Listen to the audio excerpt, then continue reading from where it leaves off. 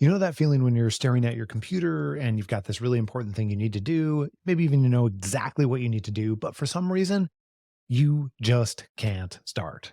Or maybe you start and then 30 seconds later, you're researching the history of paper clips or reorganizing your desk for the third time this week. Yeah, that's ADHD for you. And if you've had similar experiences, this episode is definitely for you. To be clear, I'm not a doctor and I'm definitely not diagnosing you, but we made it for you.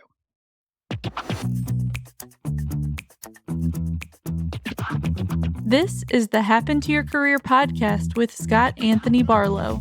We help you stop doing work that doesn't fit you, figure out what does, and make it happen. We help you define the work that is unapologetically you and then go get it. If you feel like you were meant for more and you're ready to make a change, keep listening. Here's Scott. Here's Scott. Here's Scott.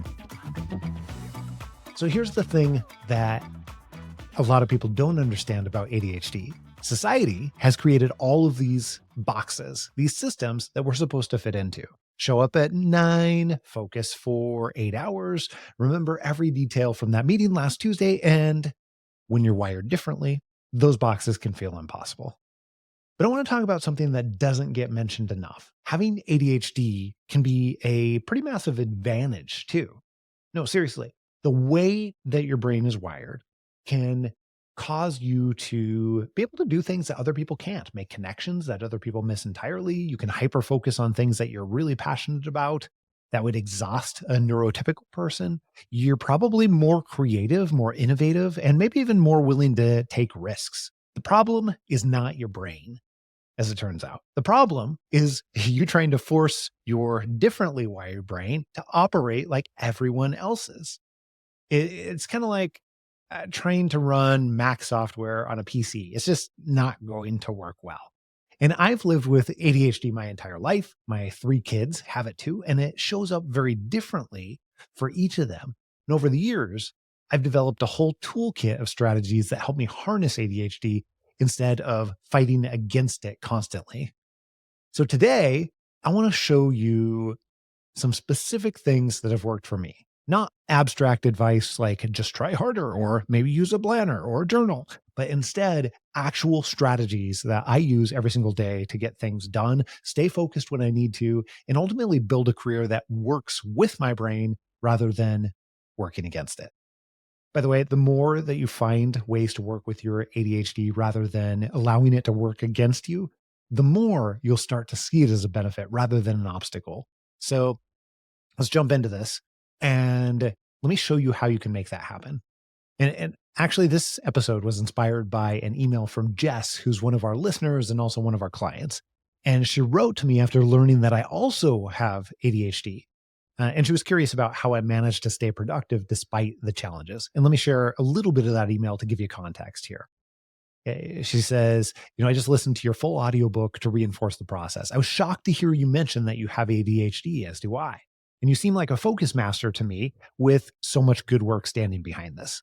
You touched briefly on some coping skills you've learned to help support, but I'm curious if you have any recommendations, reading, podcasts, personal advice for how to keep your ADHD focus in check. All about routines, Pomodoro, time management strategies. How do you get your executive functions to function so well? That is the purpose for this episode. What I'm sharing today is based on personal experience. Although some of the ideas were inspired by science or research, these are strictly my experiences, which means it's not going to work for everyone. But hopefully, you can find just 1 or 2 strategies that you can implement and pull from and make it work for you right away. And by the way, I should also mention that even though there's a lot of things that I do, it's still a continuous struggle to execute. Let's talk about strategy number 1, optimizing your schedule. The first big game changer for me is figuring out when my brain actually works best. For me, that's between 10 a.m. and noon, and that's my golden window. So I try and focus my most brain-intensive work during that time. The stuff that requires the real focus and clear thinking, sometimes those are key meetings, sometimes it's writing, sometimes it's just problem solving that is very intensive. Whatever needs my best brain gets scheduled in that window. Does it always work perfectly? No, of course not. Life happens, but knowing when my brain has its peak has been incredibly helpful for planning my days. And the key isn't forcing yourself to be productive at 9 a.m. if your brain doesn't come online until 11. It's about working with your natural rhythm and finding what works best instead of fighting against it constantly. By the way, I use something that I've heard it called master schedule over the years. I didn't come up with this idea myself, but I love it. On a regular basis, usually about once every 2 months or so, I'll go through and create my ideal schedule for when I'm spending time with my family, my ideal schedule for what in type of work and where I'm blocking certain items. And then although it's not a actual schedule, it's not my calendar, it's not meant to replace my calendar, the idea is the same as when you do a budget. How can I allocate more of that time and build a plan for that so that I have a higher possibility, a higher chance of scheduling things when they actually fit? So I actually did this before I had my own company too. It was much more difficult to do when I worked for another organization, but it still allowed me to make choices that I wouldn't have been able to make otherwise, and schedule meetings during certain times. So that master schedule, we'll put a link to that in the description and notes here.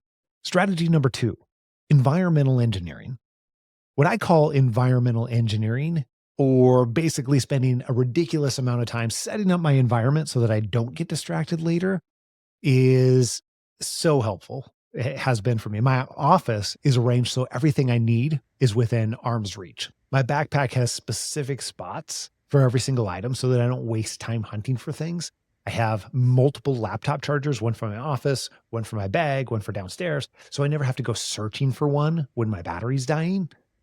These may seem like small things, but for someone with ADHD, every tiny friction point can completely derail your focus. That moment of, where's my charger? Because I just hit 9% charge left, can turn into 45 minutes of reorganizing the entire desk drawer in my office. So it's about removing as many potential distractions as possible before they even happen. I'm not trying to be perfect at focusing. I'm just trying to create an environment where it's a little bit easier to stay on track. Strategy number 3, weekly planning. Another thing that's been absolutely essential. My wife and I do planning every single week. We sit down together, we map out what's coming, make decisions in advance, basically create a game plan. And when we skip this ritual, which sometimes happens because, life, that week is always more chaotic. It feels more stressful and in many ways is less productive. So now we treat it as a non negotiable. And for me, this weekly planning session helps avoid so many potential ADHD mishaps. When I know what's happening exactly each day, when I've already decided what needs to get done, and when I don't have to make those decisions in the moment, everything goes better. Because decision making is exhausting. And when you have ADHD, everything can seem equally important and equally interesting. And then I get shiny object syndrome all over the place. But having that roadmap doesn't always mean I follow it perfectly. It does give me some guardrails. And the guardrails are really helpful when your brain likes to veer off in random directions. By the way, one thing we use to even keep us on track during the session itself, which helps me tremendously, I use an agenda that literally we use it as a checklist every single week. I keep it up on my second screen so that I can see it, and we go through every item. Strategy number 4, exercise, diet, supplements. Exercise and diet play a big part of regulating my focus for me. They can also play a big part of taking away my focus for me too. So, for example, I worked out really hard during strength training this morning, and by noon, my brain was dead. But also, on recovery days, I can focus a lot harder than what I normally do. By the way, Amy Dickerson, a coach on our team here at H2IC, she has had a lot of experience with ADHD. Her son has ADHD.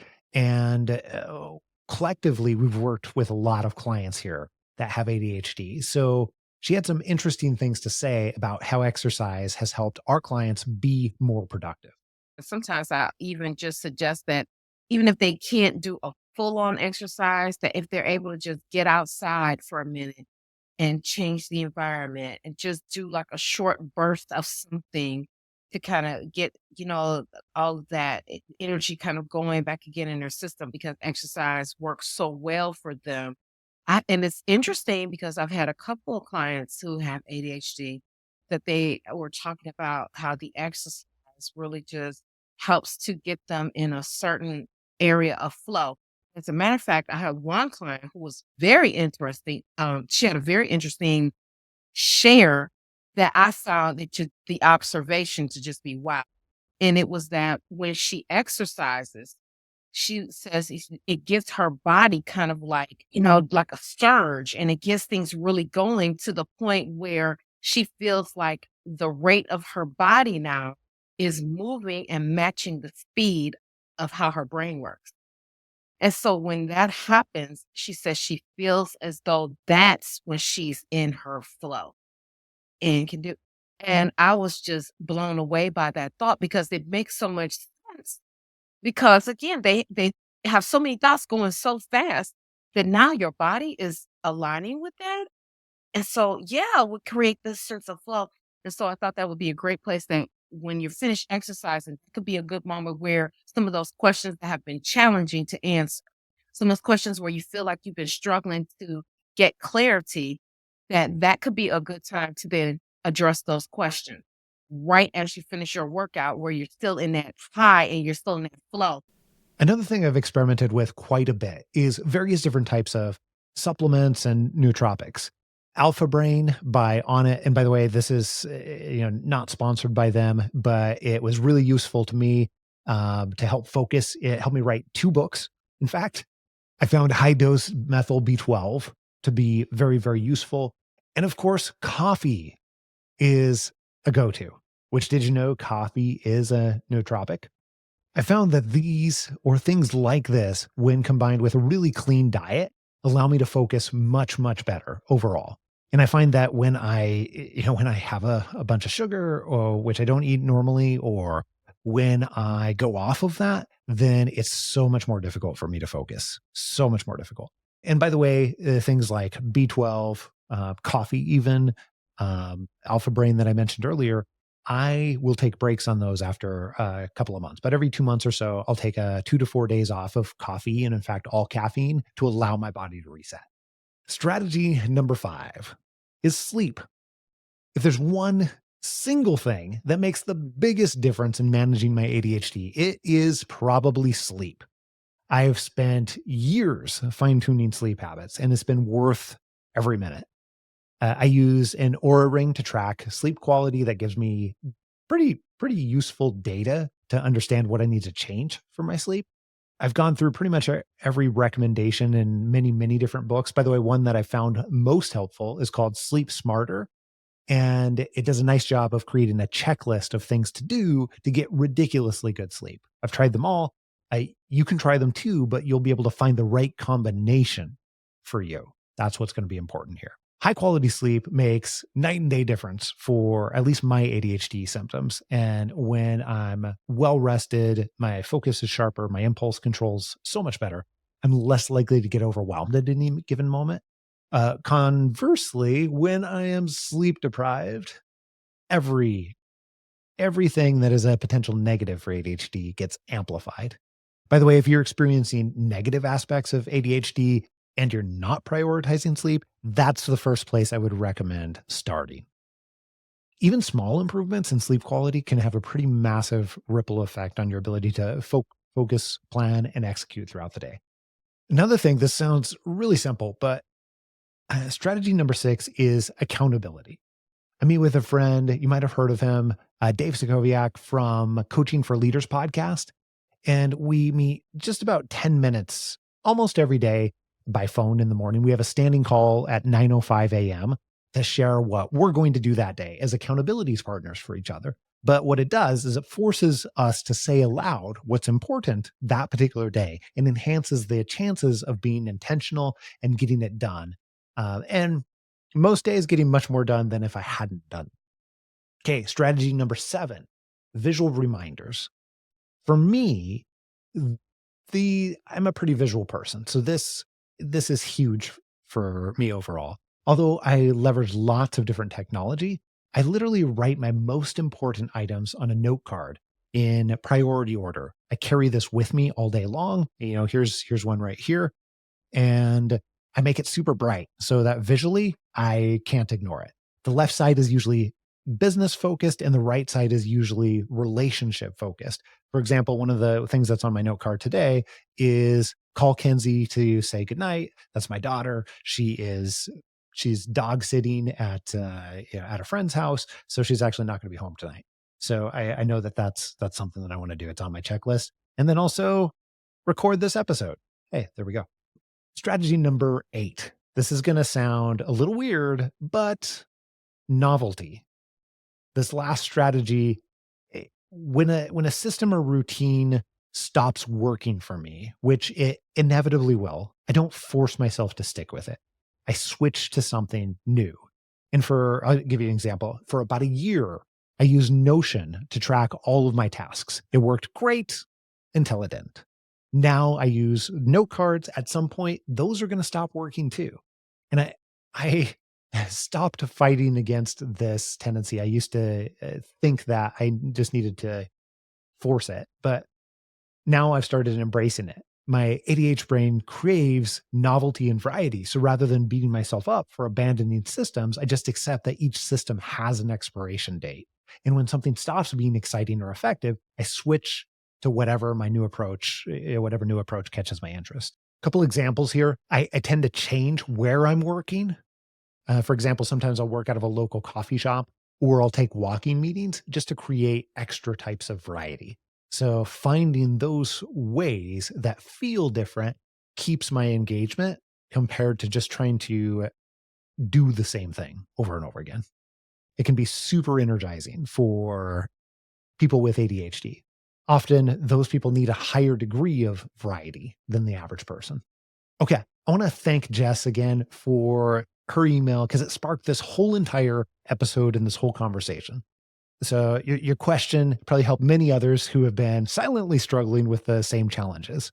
And I also want to point out that finding a career that fits you means finding a career that fits your unique brain wiring. And by the way, many of our clients with ADHD have discovered that their challenges in one role become strengths in another.